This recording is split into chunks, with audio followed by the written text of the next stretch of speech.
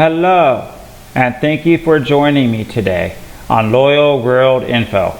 Another day of the globe spinning, another day of global news to digest.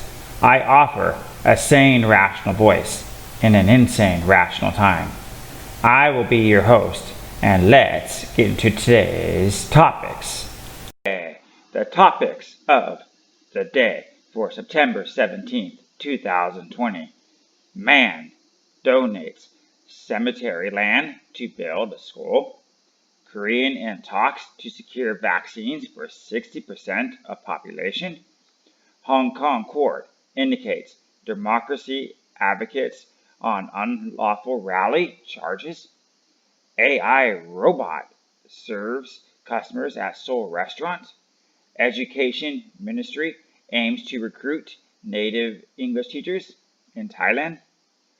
All Singaporeans to get $100 in tourism vouchers in December. Do Mongolians want their children to be Mongolian? And LG unveils a phone with a rotating screen. Stay with me and let's get into this. Okay. Our first story of the day comes from Vietnam, where a man donates land to build a school. Now, unlike most people who just will tear down a house or buy up a big vacant lot and build a school, this actually has a pretty big twist to it. So this man, he actually donated cemetery land. So is the school possibly haunted, or will it be haunted?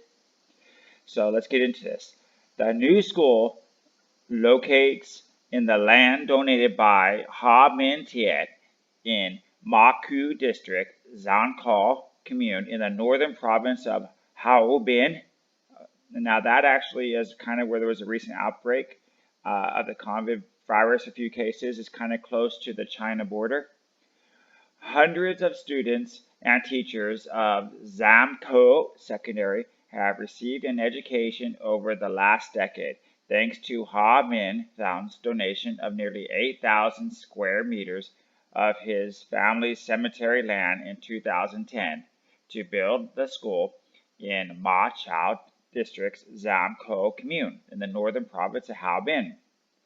Ha Van Thon, the principal of the school, said the students of the secondary school always had to study in the afternoon because the school had to share a location with Zamko High School between 1999 and 2009. The secondary school's management had been unable to find a large enough location in the commune's downtown for students to use as a school, he said. The classes often started from 1 p.m. after the teacher just finished lunch and rushed to class, and the students were struggling while dozing off, he said. Van Von Fong, chairman of the Commune People's Committee, said the local officials had a headache because they could not find a suitable place to build the school for 10 years. Some places were too small, others were too far. In 2010, Theon was the chairman of the commune's fatherland. He said he would persuade his family members and relatives to donate all 8,000 square meters of his family's cemetery land worth billions of dong to build a school. The Thought, a Thai ethnic man, said he was in the army between 1968 and 1977. He just finished his 7th grade when he started his service, and he could not finish his studies due to the wars. So yeah, if I recall right, I'm not sure, but I think if America pulled out in 1976 or 1977, but the Vietnam War ended in 1979. So this guy was in 7th grade, and he went and he fought for his country, the northern side, of course. So because of that, he never got to finish high school, but he wanted to make sure everybody else could finish high school. Now, it's kind of interesting to note that he's Thai. And so some Thai members, I guess, live within Vietnam, and they even fought during the war. But furthermore, so he says that his family were very against it. And it goes on and says his mom, finally, at the age of 94, agreed to move. the ancestors so that they could build a school. So what about you though? In your culture, is it okay to move the dead, or would there be any circumstance where you would dig up the graves and move them to a different location? Or is it a cultural taboo? I would be really interested to know on what you think about the dead. So as the story progresses, he not only built the school, but now because they had land, they could have more teachers, they could teach more students per class, and the students, of course, got to go in normal times. So he did a good deed for his community, and therefore I thought this was really recognition, again, because he donated his land. What do you think about this story? Please like, comment, subscribe. I really want to know. Moving on to our second article, I first want to point out that Korea has approximately 51 million Koreans on South Korea. Now, Korea wants to secure a vaccine for COVID-19 for 60% of its population, and that is approximately 30 million people. So let's get into this and see what you think. By the way, Korea has a national healthcare program, so the government would be paying for this, not the citizens. So the government announced Tuesday that it has decided to make up an upfront payment worth of 172 billion won as part of a plan to secure COVID-19 vaccine to administer to 30 million people of roughly 60% of the total population. The country will take a two-track approach for 20 million doses for 10 million people. The government will look at the COVAX facility, the global vaccine initiative, in which South Korea participates along with more than 150 other countries. It aims to secure the vaccine for the remaining 20 million through supply deals with private companies.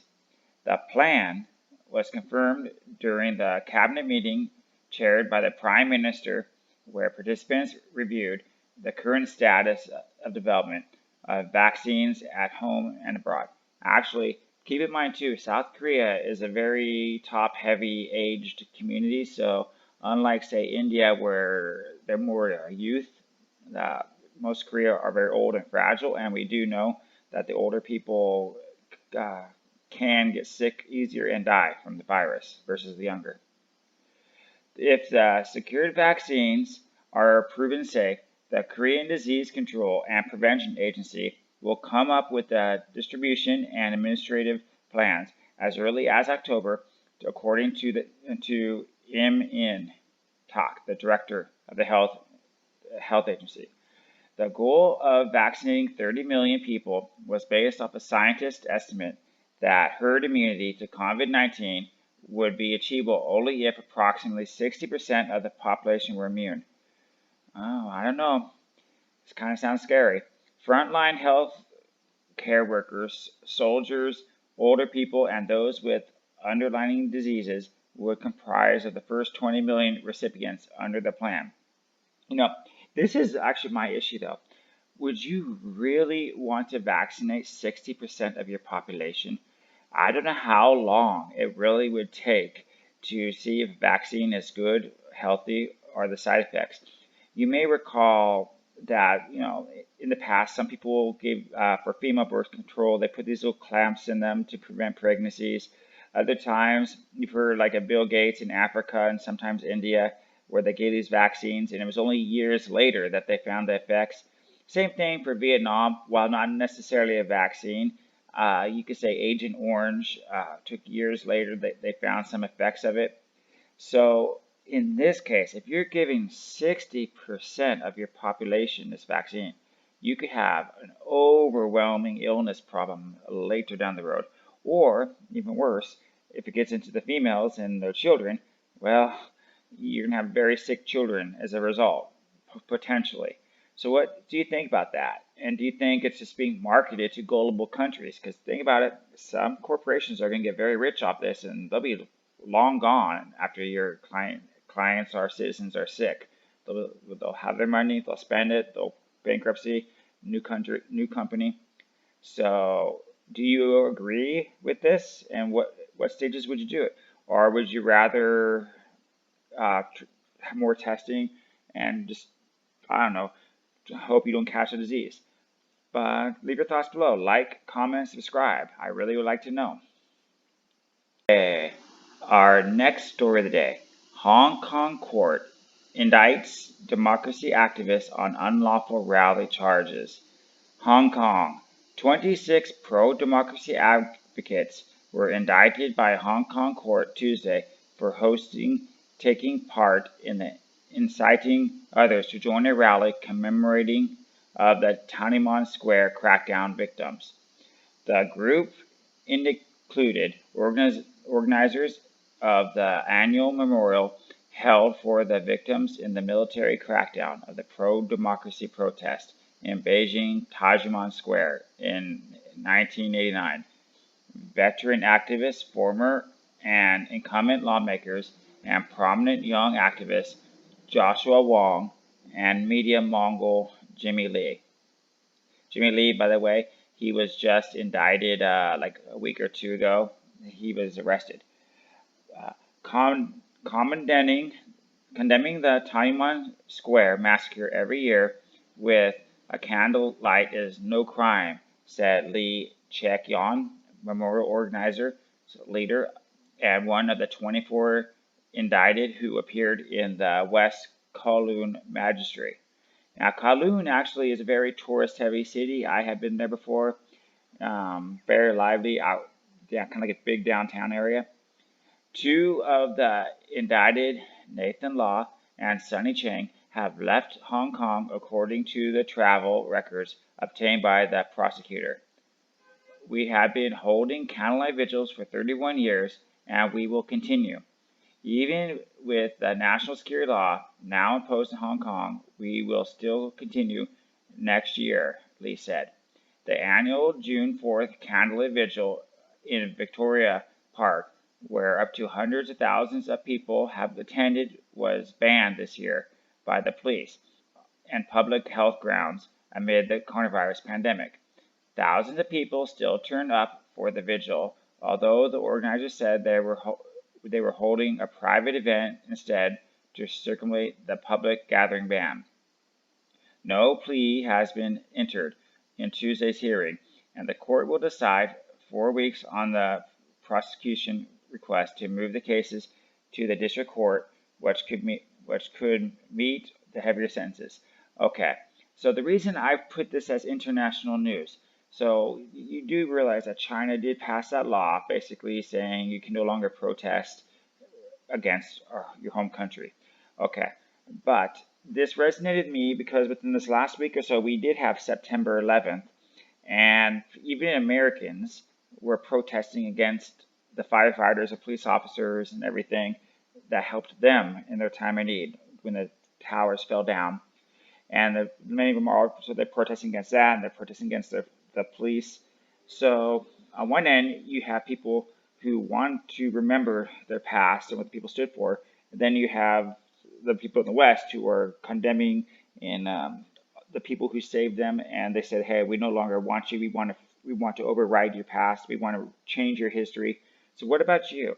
Do you have anything in your country where your government tries to make you forget your past, or they try to change the story to villainize what people did in the past? I really would love to know about that. Please like, comment, subscribe, and share your story. Okay, our next story of the day. This actually comes from The Star, which is an Asian newspaper, but this takes place in Korea. AI robot serves customers at Seoul restaurant. You know, before I get into this, I remember back in the day when Mitt Romney was running for president, and there was the other guy who founded Carl's Jr., and he basically said he could automate the whole fast food chain. But he was pretty much all talk, in my opinion, because he did nothing before or after that. But since then, past Obama, we've now seen the kiosks where there's no longer needs to be a cashier in many fast food places, and now they have what we're going to be about today is this instead of a server, the people are going to put your food on this platter, and this platter will come to your table. So let's read the story. Kim, a trolley-like robot, which uses artificial intelligence, is delivering food to customers at a restaurant in Seoul in order to minimize human contact to help ensure social distancing. Shortly after customers order through a touchscreen on the table, the 1.25-meter tall robot, developed by South Korean telecoms company KT is kind of like Verizon or AT&T or Intel, big telecommunications company. The food and the users, it visuals SLAM, simulations, location, and mapping capabilities to avoid obstacles and to navigate around customers. The robot can deliver food up to 4 tables at once. KT's AI platform business team leader, Lee Yon, said. The AI robot is equipped with food trays which can carry up to 30 kilograms and an LCD screen and speaker that communicates in both Korean and English. Customers found that the robot serving quite unique and interesting and also felt safe from the coronavirus, said Lee Young-ho, the manager of the Mad for Garlic restaurant, which he tested the robot this month. From Monday, the restaurants and cafes, the densely populated Seoul metropolitan area, are allowed to open from after 9 p.m., but must leave 2 meters between tables to record patrons' names and contact details. The Korean Disease Control and Prevention Agency reported the 106 new coronavirus cases as of September 14th, bringing its total number of infections to 22,300. KT said that they aim to supply more robots for restaurants this year and unveil a second model with AI voice recognition technology early next year. Okay, so there's 2 things I want to bring up. One, so this is one new device to help for coronavirus. Now, keep in mind, even in Vietnam, they have these little feet on the ground where they're like 2 meters apart, so people will stand in line 2 meters apart. And then they have these seats where, 1, 2, 3. They'll actually have a piece of paper on seat 2 and 3, so nobody sits there, but then somebody will sit on seat 4, so like 1 and 4. So that's why many Asian businesses have remained open while most Americans have stayed closed. While I do think this is great to help for the coronavirus and help businesses stay open, I also think that this takes away most of the dining experience. When I go out dining, a good 30, 40, or even 50% of my trip is trying to enjoy the time with the waiter or the waitress, right? They kind of are part of your event. They're cheery, they're helpful, they do special requests, and so that's me. And on top of that, the waiting industry, whether it's the waiters or the cashiers, that's a lot of jobs for the lower income people that don't necessarily have a skill. So where will they go? Are they going to be relying on government for the rest of their life? So what do you think about this? Would this kind of technology be helpful to you? Would it cheapen your experience going out? Or is it okay with you? And where do you think these displaced workers would go? Please leave your comments and comment, subscribe. I really want to know. Okay. Our next story comes from Thailand and the Bangkok newspaper. Education Ministry aims to recruit native English teachers.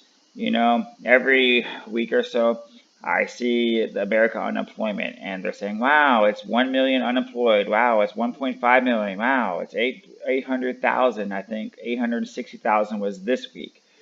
Well, guess what? Thailand said, we want to hire 10,000 new English teachers, foreign native English teachers. So for many of you that are sitting on your butts, get off your butt and get a job. The Education Ministry plans to recruit 10,000 native English-speaking teachers to improve Thai student proficiency in language as soon as the situation is safe to do so. Speaking at the meeting held in the International Schools Association of Thailand on Friday, Education Minister Nepal Trasbois said that he has asked the embassies of several English-speaking countries to find teachers who can teach English and other subjects in the language to Thai students as part of a government-to-government cooperation program. A large number of native English speakers teachers are necessary as we are working to upgrade the education system. One of the countries we are talking to is Canada, which sends many teachers to Japan, Mr. Nepal said. Well, Canada is highly Chinese now, so that'd be interesting, and French. He said that there are 7,000 foreign teachers in Thai schools, but that is not enough. Adding another 10,000 are required, he said. The cabinet has embarked on funds for their recruitment, earmarked funds for the recruitment. This is kind of, I'm really proud of Thai, and this is one thing that President Lee, former President Lee of Korea, really did for his country.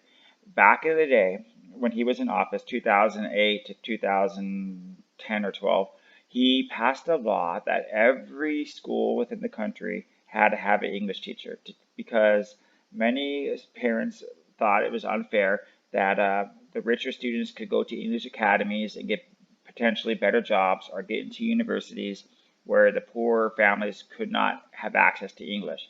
So this president did that. And so I do like to see that Thailand is following. Now, on the other hand, I have Vietnam, where it varies from province to province and school to school. Like, I know some cities that have no English teachers at all in the whole province. Nha Trang is a classic example. On the other hand, usually the satellite cities around, say, Ho Chi Minh or Hanoi, all those smaller cities get it, plus those two big cities. So it varies. I wish the government would try to give their students and their children the same education nationwide. I don't understand why Vietnam cannot do that. Okay, so let's keep reading though. And what about your country? Does your country offer the same education nationwide, or is I'm not trying to say extracurricular activities, but like the same type of education nationwide? Ideally, this should have started already, but due to the pandemic, it's been delayed. As soon as the situation is safe and secure enough, we will invite foreign teachers here, he said. The aim is to improve students' proficiency in English, boost their confidence, and equip them to seek further knowledge, Mr. Napoleon said, adding Thai teachers will also be able to learn to the benefit from native English speakers. The minister said he is also come up with a plan to upgrade English language lessons from kindergarten to high school levels. However, the initial stage of the project will focus from early childhood education and vocational education first. The best time to learn English, to learn a new language, is from soon after birth to the age of 7. It is easier for young children to learn a second language. For vocational students, it is also important to boost their English proficiency, as Thailand has set a target to be an investment hub for foreign investors. All right, so anyway, what do you guys think about that? And are you looking for a job? Would you consider working in Thailand? Thailand is not a bad country to work for. So yes, no, and what do you think about, again, a country that tries to give the same education nationwide? Leave your comments below. I really want to know. Okay, our next article comes from Singapore. And this, because of the whole pandemic and everything, tourism has taken a big hit, and many countries have their borders closed. And because of that, they can't get international tourist money into their country. So they have to try to promote domestic tourism. And, well, many people are strapped for cash at the time. So governments are trying to find a way to make people get out and about in a safe manner and stimulate the economy for the people that work in the tourism industry. And all about Singaporeans to get $100 in tourism vouchers in a December for stay cautious attractions and local tours. And now this picture here, one is of their building, and the other one actually is underwater aquarium. And you can actually go there and swim if you have your diving license. And then yes, this is one of their bird parks. They have bird and flower parks all over Singapore. I have been there myself. It's a pretty nice country. So let's read the article. Singaporeans aged 18 and above this year will each receive a $100 in the digital vouchers to spend on stay cautious tickets to leisure attractions and local tours. Actually, I like that. The government is not just mailing something to you, they're actually putting it on an app that every person can get access to. The Singapore Red Discoveries vouchers will be accessible via SingPass from December and can be used to offset ticket purchases and hotel stays until the end of June next year. Permanent residents will not be eligible for the vouchers. Wow, okay. So adult Singaporeans will also be able to purchase up to 6 subsidy tickets for attractions and tours, each $10 off for those under the age of 18 from December till June next year. Announcing the details Wednesday, September 16th, the Trade and Industry Minister Chan Chon-sing said that the duration of the voucher program is timed to coincide with the March, June, and December holidays and to spread out demand in between. The initiative is not a social assistance scheme, he added. This is an economic scheme to help our tourism attractions preserve their capabilities that have been built up over their years while they consolidate the capacity in the intern. Mr. Chan told reporters during the visit to the Jurong Bird Park. Yeah, the bird park, I've been there with my friends. It's really pretty. Donald Trump actually did try to do this, and if I recall right, the Congress or Democrats were mocking it, like, well, no one's going to go out because they're sick. But America is so big, and America has so many wonderful things to see that I think it would have been nice if Americans got something like this. The 320 million Singaporean Red Discoveries voucher scheme was first announced last month and forms part of the government's effort to prop up the tourism sector, which has been decimated by the travel restrictions.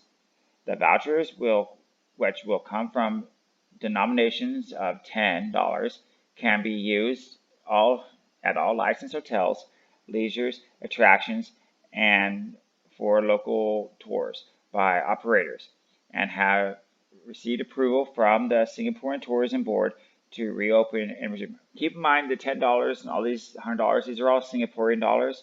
And a Singaporean dollars of $100 is like around 30 US dollars. There are currently 214 hotels, 40 attractions, and 438 tour itineraries that have been given the green light to resume operations with a safe management measure in place. They include Singapore's 4 wildlife parks, a number of activities and hotels, siesta and a guild tours. I actually wonder if the big Ferris wheel, because they have a big Ferris wheel, they also have a big amusement park. Yeah, I wonder if those two, and they have a gondola, which is a big boat ride. I wonder if those attractions got it, because those were my favorite things to do. But the reason I did this for international news, what has your country done, or what do you think they could do to stimulate and help the people that are displaced in the tourism industry and to help the people who are staying at home to get out and enjoy their country more? Please leave your comments below. Like, comment, subscribe. I really want to know. Okay, moving on. Yesterday we did a story about Mongolia and how Mongolians are being required in some parts by the Chinese to ditch their language and learn Chinese. And China and Mongolia was kind of against that because they did not want to forget their native language, culture, and whatnot. But the same day, this article came out as well. And this talks about languages and culture as well. So let's read a different side to the issue from a different author. The influence of foreign language, especially English, has been increasing rapidly in Mongolia in recent years. The youth should grow up learning their mother language, traditions, cultures, and history to realize its value and to pass it on to the next generation. So yeah, what did your family pass on to you? Not necessarily money, but like what value and what cultural thing did they pass on to you? I really would like to know. The surrounding environment has been a strong impact on children understanding about their motherland, mother tongue, and even the importance of independence and their culture and patriotic values.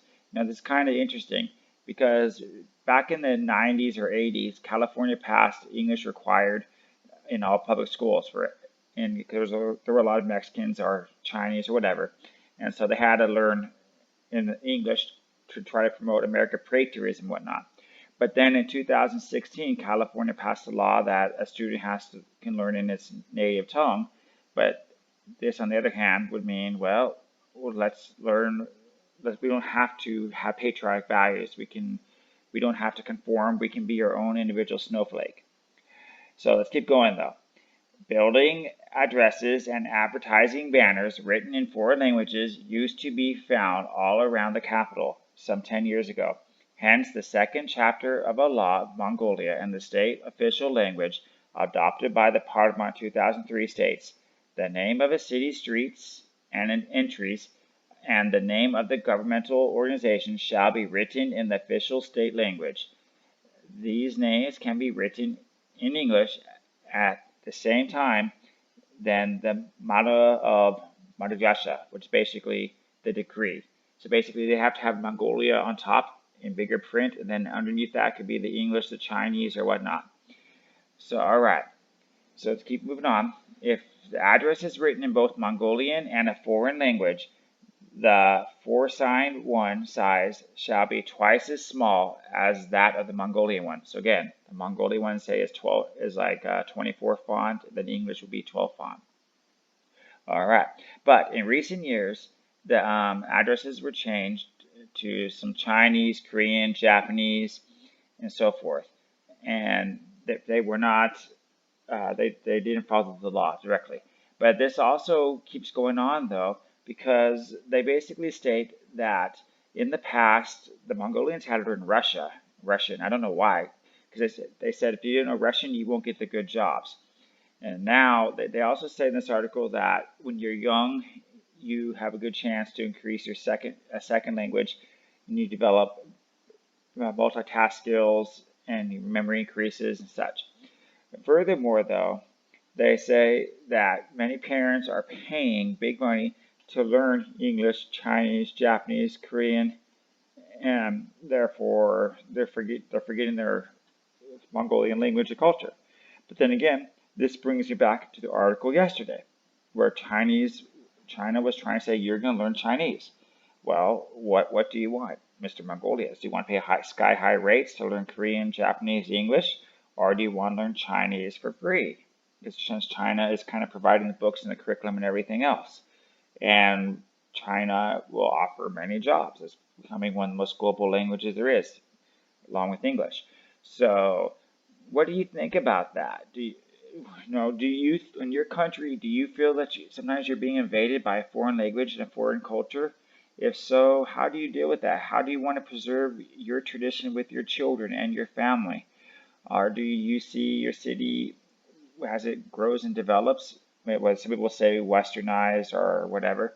Do you think it's changed radically for the different, for better or worse? I really would like to know. Please give me your opinions below. Okay, in our last article today, and this one comes from Korea, and it's about LG unveils a phone with a rotating screen. So we have seen Huawei, some Chinese manufacturers, and even Samsung develop like the Samsung flip phone, dual screen. But LG actually released a phone that kind of looks like a T. LG on Monday unveiled a smartphone online on Monday whose screen rotates clockwise. The LG Wing has the main display that can rotate up to from a cross shape and reveal a second half screen hidden underneath it. I really don't know if I would really use that. In a surreal mode, the two screens can show the same or different apps. LG claims they have been testing more than 200,000 times without malfunction. So basically they're flipping it back and forth, 200,000 times. Okay.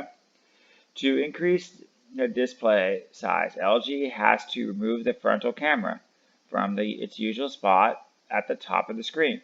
But instead of a 32 megapixel camera pops up from the top side, which the camera function is pressed. Alright, so yeah, alright. On the back, it has a triple camera with a 64 megapixel main sensor. The wing goes on sale early next month in North America and Europe. Would you buy one of these? It's probably going to be expensive for one because it's 2 screens. And I don't really know what I would use this for. If you would use this, why? And what do you think about this? Please like, comment, subscribe. I really want to know. Well, that will conclude today's Loyal World info. Thank you for spending time with me today. Feel free to like, subscribe, or drop a comment below. Or if you are on the go, listen to my podcast with the link provided in the description. I am on Stitcher and the iPhone store. I will see you tomorrow and share New World info stories. And lastly, all my articles I talked about, all the links are in the description below.